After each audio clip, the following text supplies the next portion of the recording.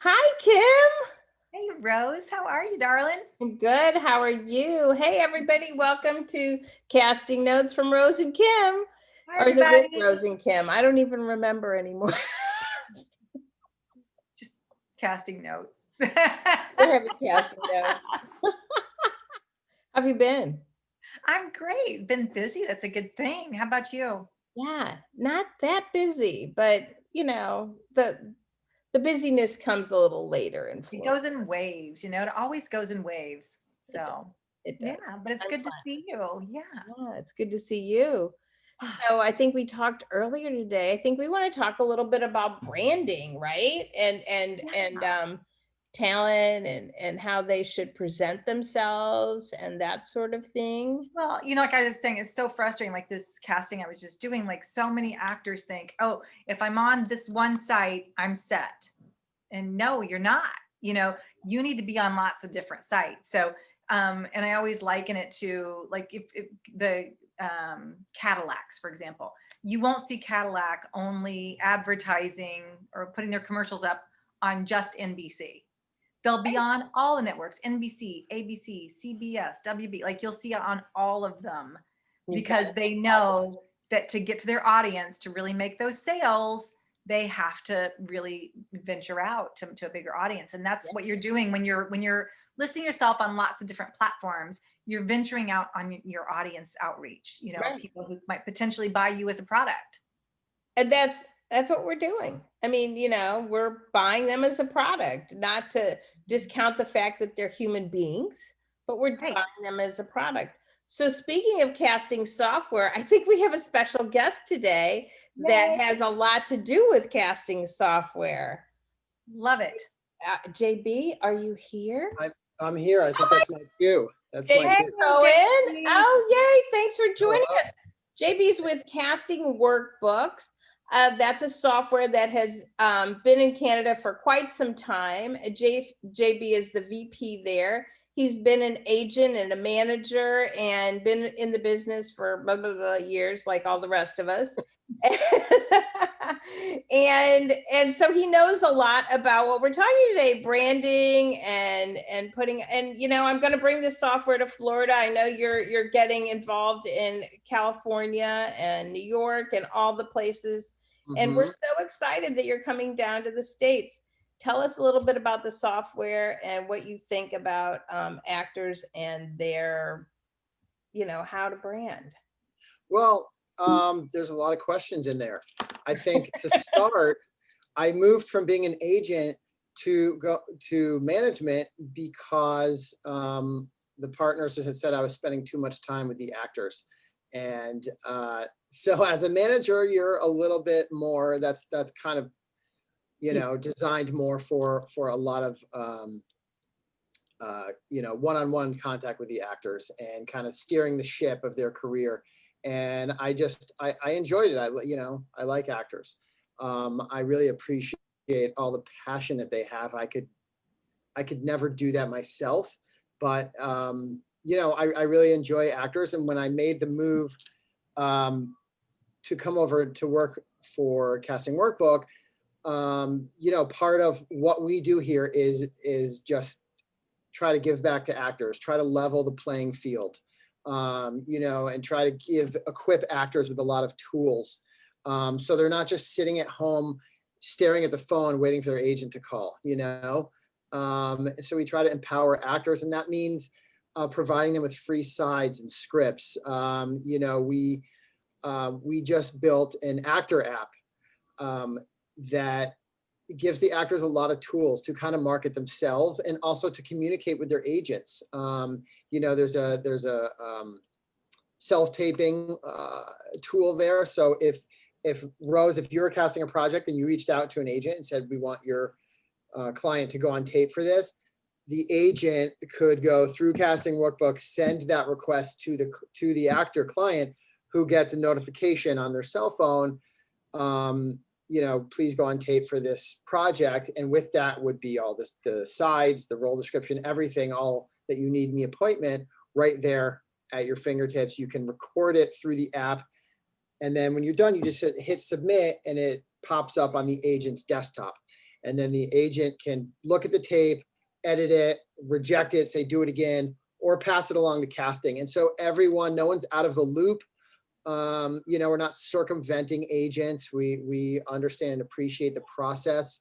I like that. I like that agents can see. I think that's one of the frustrations I think a lot of agents and managers have now is they tell their talent to submit, and then talent submit, and it goes right to the casting team, and agents have no idea if it was good, not Right. good, nothing. Right. Yeah.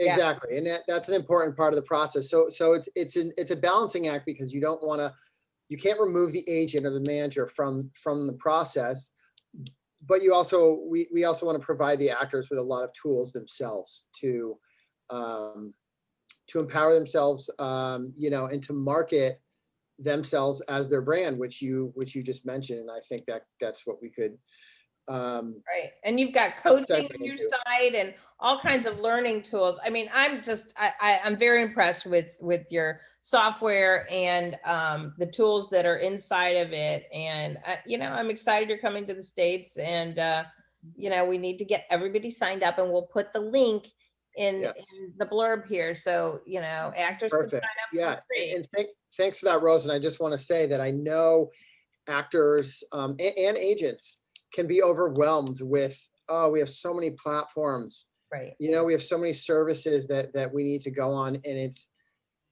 not just the price. Obviously, that is part of it, but it's also like, oh, I have to check this, and I have to check that, and I have to check that. So we appreciate that, but we think that our product is really the best in terms of the technology. And also just kind of the infrastructure, you know, keeping everyone in the loop. And it really is kind of like a loop, starting with casting, to the agent, to the actor. But with respect to price, we're not charging anyone for at least the end of this year. So we've brought on some great agencies, and we can onboard all of the talent.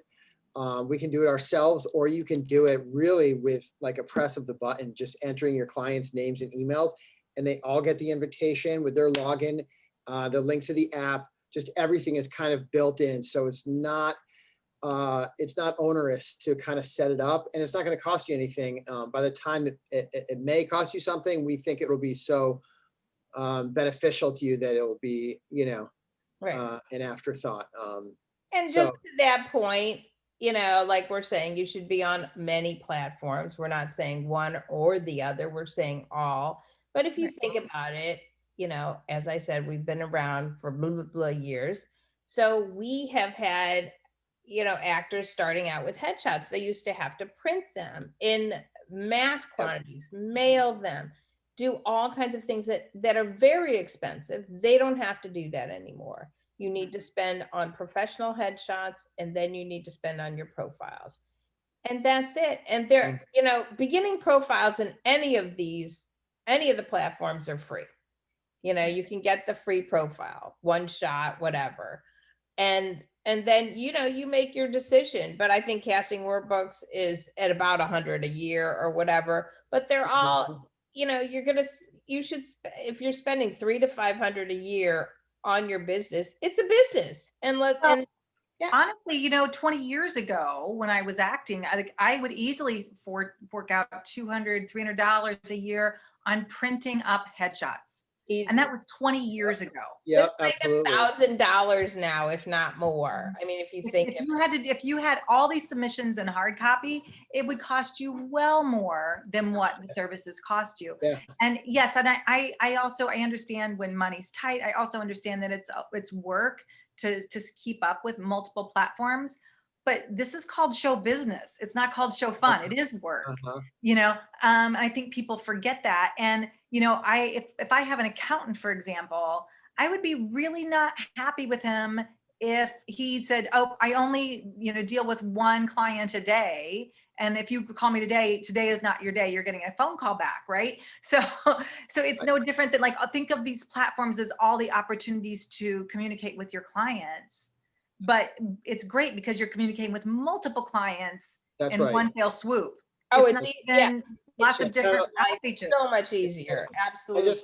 I just want to say, Kim, your use of metaphors is really terrific, and it's really nice the way It that brings it together. Yeah. it really does. I mean, I was thinking, I want to buy a house. I can hire 3 real estate agents and have them all go, pound the pavement and find one for me.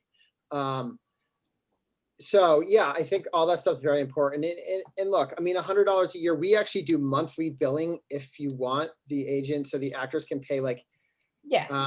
God, I did really well in my SATs and math. Whatever. It's 8, 9. $18 a month or something if it's $100 a year. $825 a month. So, I mean, look, actors, I mean, they're used to starving themselves before the night of an audition. So it's one burrito. Yeah. It's really, yeah. But and the other thing, so yeah, so you have to list on a lot of sites, and your site is great, and we want everybody to list on it and the others. And what we also wanted to talk about was how to present yourself looks wise. I know this was really interesting to me that we were talking beforehand. Like, should they have a bunch of different looks in their profile? Should they have mostly just one? Would it be smiley? Would it be not smiley? I'm interested in what you guys have to say about that. Yeah, we touched on this a minute ago before we got on, and it's a really interesting conversation because I think a lot of actors, as a former representative for actors, a lot of actors are afraid of being typecast. And so they don't want, they don't want one headshot that points a certain way. So then maybe they have several. And I know Kim has some thoughts on that, because I used to pitch actors to casting directors, and they'd say, okay, educate me, and I'd send something over and they'd say, I don't see it. I don't know. Can he play that?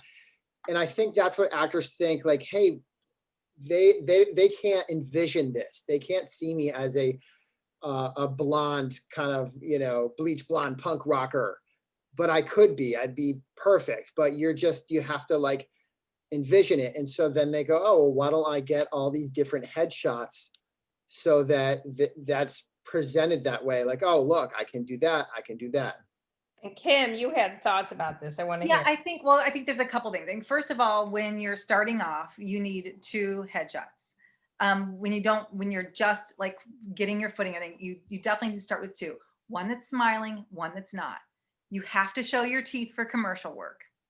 You absolutely have to show your teeth. And then for your theatrical work, you don't. So there's, and it's all about what's going on behind the eyes. Do you have that deer in the headlights look thing, or does it look like there's something going on up there? I think those are the 2 most basic things you absolutely have to have at any point in time, where if I looked at that and I said, oh, rush over to my office and I need to see you in 3 hours to read for this, you could come walk through my door and that's what you're going to look like. It's Right. not, You can't be looking for who you are in the room. If I have that picture in front of me, I better be able to know that you look like that. It should not be a big mental leap of guessing who you are when I'm looking at your headshot. Right. So I think that's first things first. There are some instances where I think like having some additional looks can help you, but you're still branding your stuff. You're still the same person in general. So, you can't, like for me, like I like the joke of, it was Steve Martin used to say, I was born a poor Black child, like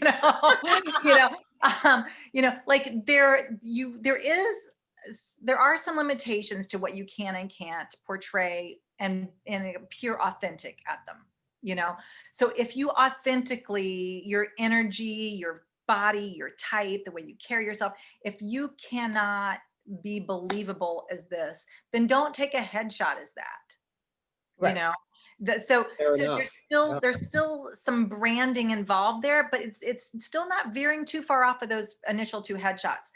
I think also people forget that those initial headshots can be simple and generic enough that they can be multiple things. Like, for example, I always tell people, when in doubt, wear a plain, light, like Oxford blue button-down shirt, because you wear that when you're a businessman. You wear that when you're a doctor. You can wear that when you're a politician. You can wear that when you're a mechanic. You can wear that when you're waiting tables. You can wear that as a store manager. Like, so many things that covers, right? It's such a basic thing, right? And your headshot should be here anyway. So it's not about your clothing. So you don't Right. believe in, like, some people go all the way to the knees for a headshot. That's ridiculous. That's not right? a headshot. That's not a headshot. That's a 3/4 body shot. That's, No. that's, I'm that's just what a saying, slate's for. do they need those in their profiles? Do they need a full body shot? What'd you say, JB? I said, well, that's what a slate's for. Right, right, exactly. I Slate. do I think mean- that, like, if you are, like, if you have a background in gym, like say you're a gymnast or an athlete of some sort or a dancer, I do think it's wise to have a full body shot that shows your body type, you know, in the appropriate apparel and a pose that's appropriate, or moment. Not just, I Right. hate posy stuff, And but it- a yeah. moment that's appropriate for that. So let's say that you're a ballet dancer who danced point for 14 years and you still put your point shoes on a regular basis. And there's, you know, and something comes across needing someone super flexible or whatever, you know, your agent has something that can show, yes, that's an automatic quick read that that's Right. that person, but it's still not changing your brand. You're No. still the same person. It's Right. just showing an ability. And I mean, as a casting director, don't you have a certain amount of imagination where you go, oh yeah, you know, you could work in that. I mean, I represented a young British girl once, and they were filming this movie in Utah, which is completely irrelevant to this discussion, but they wanted this character to shave her head, and not a bald cap, like a full shave. It had to be shaved. And to me, I said, look, you are automatically at a huge advantage if you're willing to do that, because most actresses are not going to be willing to do that in as a young 20-year-old actress. So already you're narrowing down the field so much for this part. If you're willing to do that, and she did, and she got the part.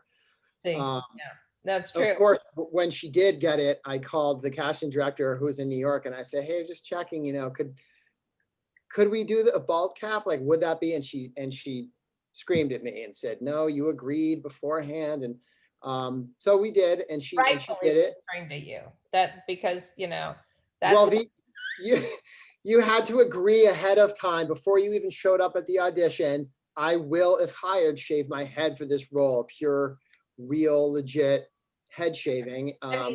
yeah, So no, she did it, but it was just my last gasp effort to just say, hey, you know, maybe. but we never want to hear that. No, that's the whole, I mean, when you walk in the door and you have signed that you're going to do this, and the Yeah. manager or the agent comes back and says, but can we? Just checking. I am here for every casting director to say, we never want to hear that. Am I right, Kim? Yeah, to some extent, yes. I do want to go back though and mention, you know, yes, I do think most casting directors have a creative thought process enough to envision someone in another way. Right. However, of course, there are always a few who aren't, but you know, because there's always really great people at their job. There's always people who aren't so good at their job, and there are a lot of us in the middle, right? But we often have clients who aren't so good at envisioning. Not my clients. Right? Like, I will never forget, I needed a guy, they wanted a guy to portray a high school principal in a shoot. It was a commercial shoot. There was an actor who by day was a high school principal, right? And I showed his headshot and I put him on camera, and they're like, we like him. He just looked like a high school principal to us. And I didn't say this is what he does for a living, right? Right. And I said, I go, what about him doesn't look like a principal to you? They go, well, a principal doesn't wear a suit jacket. They usually have like on a cardigan or something. And I'm like, okay. So they said, get us some more options. So what I did was I went back and I called the guy and I said, can you come in? And this is like the days of Polaroids, I think, or digital photos being taken. I said, can you come in? Can you wear a button down cardigan for me and take the tie off? He's like, sure. So he came in, took his tie off, took his suit jacket on, put a cardigan on. I snapped some pictures. I took it to the client. I go, what about this guy? They go, oh, he's perfect. Where'd you find him? And there it is. That's our business. That is it in a nutshell. All right, I could have this conversation with you two for hours on end. Oh, but without a doubt. we're coming to a close. JB, thank you for coming. Kim, always good to see you. And like I said, I'm going to put up some links for JB's casting workbooks, and I want all the actors anywhere. Go ahead and sign up while it's free. and, get used to the software. There's such cool stuff in there. Lots of coaches, lots of acting classes. And I think it's like all free. So do it. Yes, it Yeah. is. Thank you. Thank you, Thank Rose. you, JB. Thanks for having me on, ladies. Yeah. We'll see Okay. you soon. Okay, bye guys.